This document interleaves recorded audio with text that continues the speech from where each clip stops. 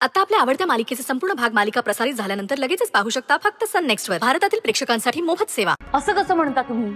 स्वानंदीने जर बाळ पाळलं असतं तर जगाची सिंपथी आणि प्रसिद्धी कशी मिळाली असती तिला? फायटर, अन्यायाचा मुकाबला करणारी करारी मुलगी वगैरे म्हणत मिरवायला कसं मिळालं असतं? हा?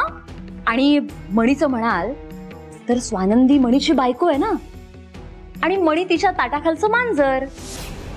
शिवाय स्वानंदी बरोबर बाळ फ्री, अशी एक कमालीची ऑफर नाही का मिळाली आहे त्याला? आणि मणी, वाईट वाटतं रे तुझं. नाही पण काय करणार, असते ना एकेकाला सवय दुसऱ्याचं पाप आपल्या माथी मारून घ्यायची. त्या बाळाचा बाप कोण आहे हे माहित नसलं तरी मणी त्या बाळाला नाव देणार आहे स्वतःच. आणि कसं आहे ना मम्मा, स्वानंदीने छू असं म्हणलं की हा येतो आपल्या अंगावर धावून. बिचारा मणी.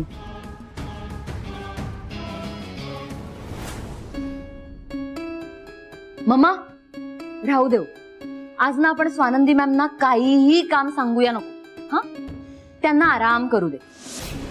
बरं म्हणी, तुझ्या पोटूच्या बायकोला नाही सांगत आम्ही काम.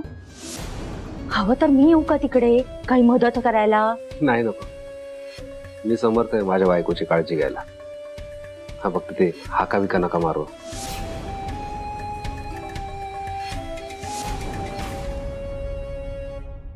संचिता, आज आपण स्वानंदीला आराम करू द्यावा का? अजिबात नाही. मग फक्त आता आपण संधी साधून हल्ला करायचा. आय नो आपले प्लॅन्स यशस्वी होत नाहीये, पण स्वानंदीला आपण शारीरिक आणि मानसिक त्रास देत आहोतच.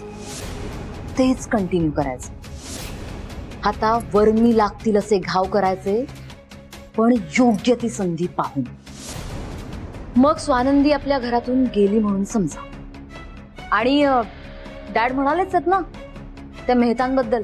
हो, काहीतरी महत्वाची मीटिंग असं बोलत होते आणि मम्मी हजर असायलाच हवं. एक्झॅक्टली. तुम्ही फक्त आता इतकंच करायचंय, डॅडना कॉल करून सांगा की आज मणी येणार नाही. त्याने काय होणार? मम्मा, ऐकण्यापेक्षा पाहण्यात जास्त मजा आहे असं नाही का वाटत तुम्हाला? तुम्ही वाद तर पेटवा, आतिषबाजी आपोआप होईल. ठीक आहे, मी येते फोन कर.